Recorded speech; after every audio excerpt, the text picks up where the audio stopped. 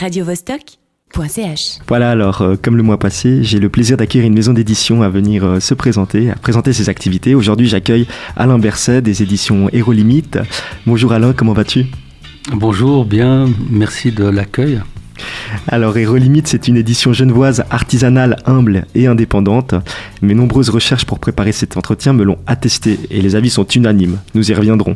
Moi, je connais Héros Limite de nom, car depuis mes 20 ans et ma révolte étudiante, il m'a toujours inspiré un sentiment de profonde sympathie. Je m'explique. Dans un monde où la témérité apparente de nos héros télévisuels contraste avec la portée de leurs engagements et de leurs actions, la combinaison de ces deux mots, héros limite, m'avait toujours paru fort à propos. Les héros me semblaient ici, et avec cette formule, décrits avec mesure et modestie. En effet, les héros ne devraient-ils pas, comme vous et moi, composer avec leurs limitations, leurs craintes et leurs angoisses ? Cette nouvelle vision des héros me rassurait un peu, mais je crois que je m'égare. Car, en continuant mes recherches, j'ai appris que tu avais emprunté ces deux mots, héros limite donc, en 1994, en hommage à Gerasim Lucas, un poète volontairement apatride, originaire de Bucarest, qui se donnait la mort cette année-là en se jetant dans la Seine à l'âge de 80 ans. L'image me saisit aux tripes. Il s'agissait d'un écrivain éloquent qui se plaisait à donner une dimension supplémentaire à ses textes, en les récitant, que dis-je, en les répétant à voix haute, pour mieux faire résonner les assonances qui les composaient. Les répétitions donnant alors lieu à une sorte de vertige métaphysique que je vous encourage à découvrir. Bref, si je résume le fond de ma pensée, Héros Limite a donc, je crois, une origine étymologique à la fois dramatique, humble et poétique. Je souhaitais donc savoir, en premier lieu, s'il était à propos de ma part de parler de cette origine et en quelle mesure elle pouvait définir la ligne éditoriale que tu as choisi d'explorer depuis. Voilà, oui, donc c'est un titre de livre, Héros Limite, c'est un titre dans des recueils de poèmes de Gerasim Lucas et qui est mort justement, qui s'est jeté dans la Seine en 1994. Et l'année où justement j'ai commencé à faire l'édition et puis il s'agissait de trouver un nom et puis voilà, ça a été une forme d'hommage et qui représentait assez bien ce que j'imaginais faire parce qu'en fait il y a une espèce de mystère dans ce titre, quelque chose d'inexplicable mais peut-être quelque chose qui ouvre sur un champ, on va dire, peu perceptible ou peu ou métaphysique, ou en tout cas qui n'est pas immédiatement réalisable. Voilà, alors je me disais qu'en fait quelque chose qu'on ne comprenait pas nécessairement immédiatement, on pouvait s'en souvenir et on pouvait peut-être l'accomplir, je sais pas. Voilà, c'est pas mal de détours. Mais en tout cas, c'est un poète sonore qui a fait beaucoup de lectures, qui a fait beaucoup de scènes et à ce moment-là, c'est des choses que j'aimais énormément.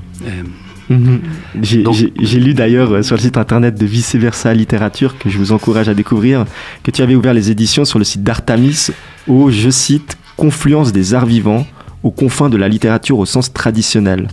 On y trouve quoi aux confluences et aux confins de la littérature ?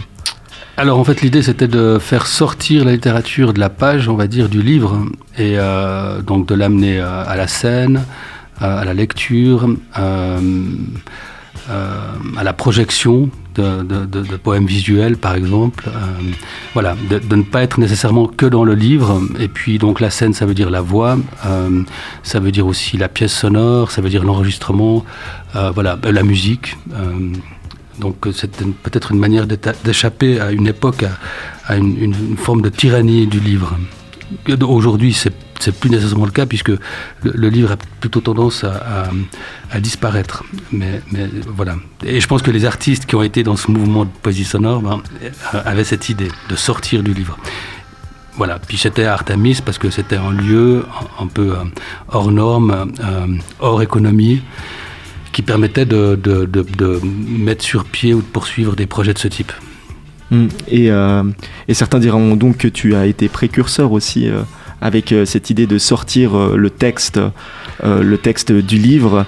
Et j'ai d'ailleurs appris que tu avais été programmateur associé au Festival de la Bâtie et que tu as poursuivi tes recherches poétiques et sonores en participant à l'ouverture d'un espace de création sous l'égide d'une association qui s'appelait alors Ruara Torio. Qu'est-ce qui se passe quand le texte devient justement récital et qu'il se transforme en une performance sonore ? Alors justement, voilà, ça amène le texte à la scène. Donc, j'ai pas été tellement précurseur, mais j'ai suivi surtout des précurseurs. Et puis, il se trouve qu'à la Bâtie, pendant très très longtemps, une programmation était faite par Vincent Barras, à qui je me suis associé, avec Fiedler et d'autres, pour justement accueillir des poètes de tout horizon qui pouvaient justement se bégayer sur scène, voilà, ou faire toutes sortes de choses sur scène, gesticuler. Non mais c'est un peu pour plaisanter, mais toujours est-il que c'est ça aussi. Enfin, il y a quelque chose de très qui revient un peu au Moyen Âge, ou en fait peut-être qui appartient au jeu et à l'oralité. Et à propos d'actualité et d'engagement, j'ai appris que tu participais en tant qu'associé avec Hérolimite au projet Les Yeux Grands Fermés du Théâtre Saint-Gervais. Est-ce que tu peux m'en dire un petit peu plus ? Qu'est-ce qu'on va y trouver à ce festival ? Alors c'est un festival qui a lieu donc toutes les années fin du printemps, auquel je participe d'une manière un peu éloigné en quelque sorte, mais néanmoins parce que ce festival donne l'occasion à un appel à projet, met sur pied un appel à projet qui est de proposer à toutes sortes d'artistes, enfin à qui veut, de réaliser une pièce sonore. Donc le festival d'une pièce radiophonique et le festival Les Yeux Grands Fermés donc dure 3-4 jours et ne fait que de la diffusion de pièces sonores, de podcasts, mais enfin surtout d'art radiophonique. Et donc c'est la deuxième année que justement avec un petit groupe de gens on écoute ces projets et on en sélectionne un qui justement pourrait être diffusé à l'occasion du festival et puis qui sera aussi sur le site des éditions Hérolimite et par ailleurs qui sera diffusé dans une émission qui s'appelle sur la radio suisse romande qui s'appelle sur la radio suisse romande. Ouais, d'accord. Ok, je crois qu'on va passer. On va se retrouver juste après les 4 saisons de lutte, un titre de Simone Valero Tonda que tu as choisi de passer pour nous accompagner dans cet entretien. À tout de suite.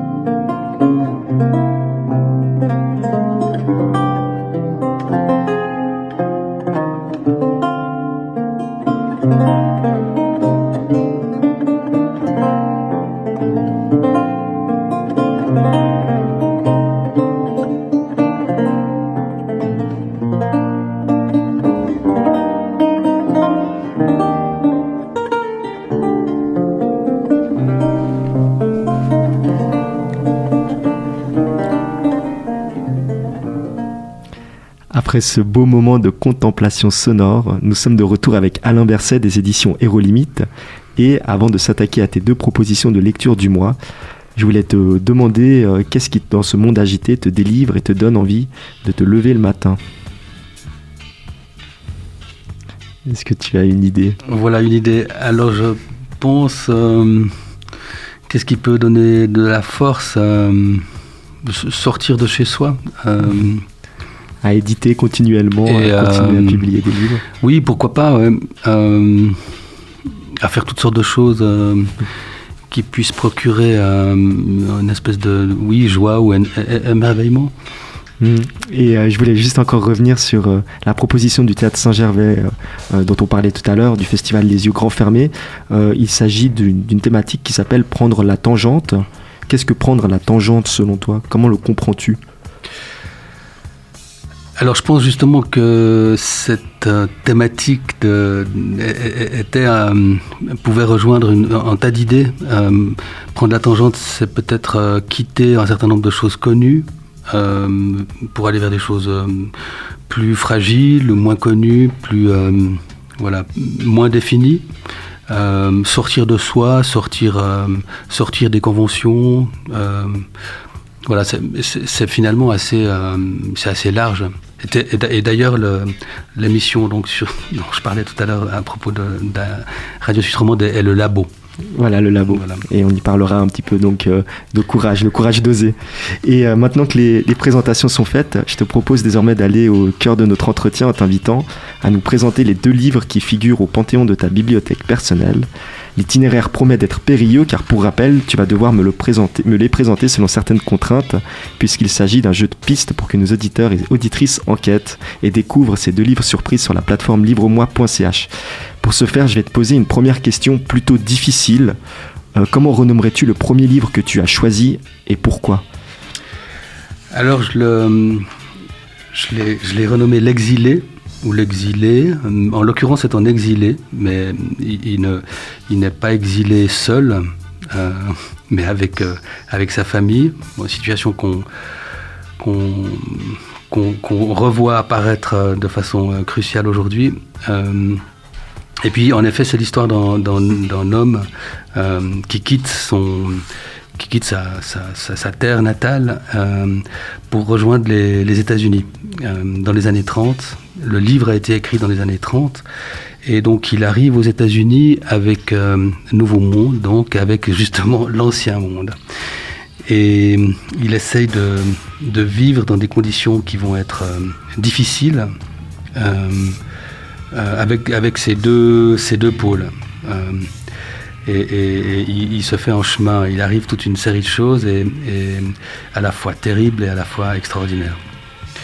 Et en fait, je pense que c'est un des grands livres à mon sens du siècle, tout comme c'est un écrivain qui est très très important dans la culture européenne. Mmh.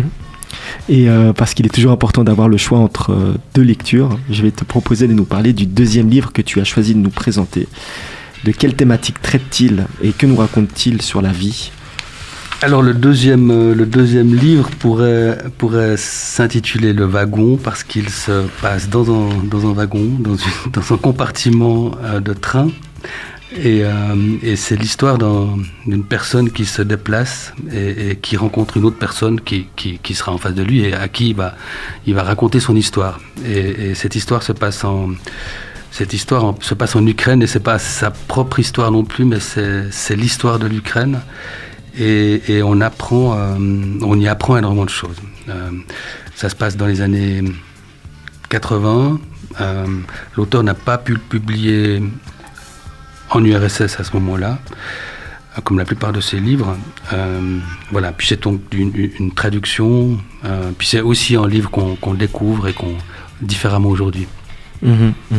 Et pour terminer, je souhaitais t'entendre parler de l'importance du dialogue entre l'écrivain et le lecteur, car comme tu le rappelais dans ton petit résumé, il est question dans un des livres que tu as choisi d'une longue discussion dans un train entre un narrateur et son auditeur à propos de la guerre et de ses souvenirs. En somme, si personne n'est là pour l'écouter, il n'y aura jamais de place pour le récit. Quel est le rôle de l'éditeur dans cet échange entre... Quel est le rôle fondamental de l'éditeur entre le lecteur et celui qui a raconté une histoire ? Alors justement, l'éditeur, il est un peu entre l'auteur et le lecteur. C'est lui qui délivre le texte ou qui le met à disposition en essayant de le faire circuler. Voilà, donc c'est quelqu'un de nécessaire comme... Une histoire de diffusion alors plutôt. Voilà, ou de transmission. De transmission, ouais.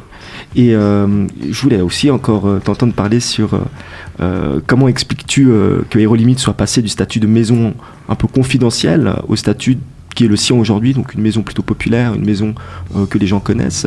C'est dû à quoi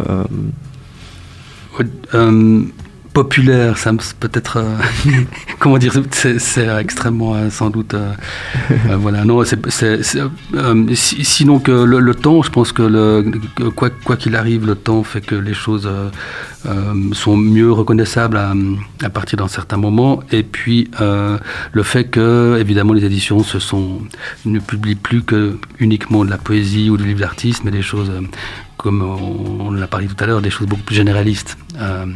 Donc je pense que pour pouvoir subsister en librairie, il faut pouvoir faire des livres accessibles ou... D'accord, ouais. Ok, alors pour ce 4e épisode de l'année, j'étais accompagné d'Alain Berset, fondateur des éditions Héros Limite, maison d'édition que je vous encourage chaudement à découvrir pour, vous l'aurez compris, la sincérité et l'application de leur production. Retrouvez tous les livres de Héros Limite chez votre libraire de quartier, ainsi que les 2 livres présentés par Alain sur la plateforme livremoi.ch.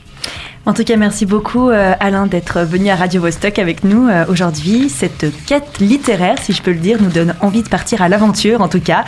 Merci beaucoup Alexandre. Merci. Nous, on se retrouve du coup le prochain premier mercredi du mois pour la poursuite de notre tour d'horizon littéraire suisse roman avec livremoi.ch et Radio Vostok. Et pour cette On passe à l'Ouest, c'était Alexandre, votre nouveau conseiller lecture radiophonique. radiovostok.ch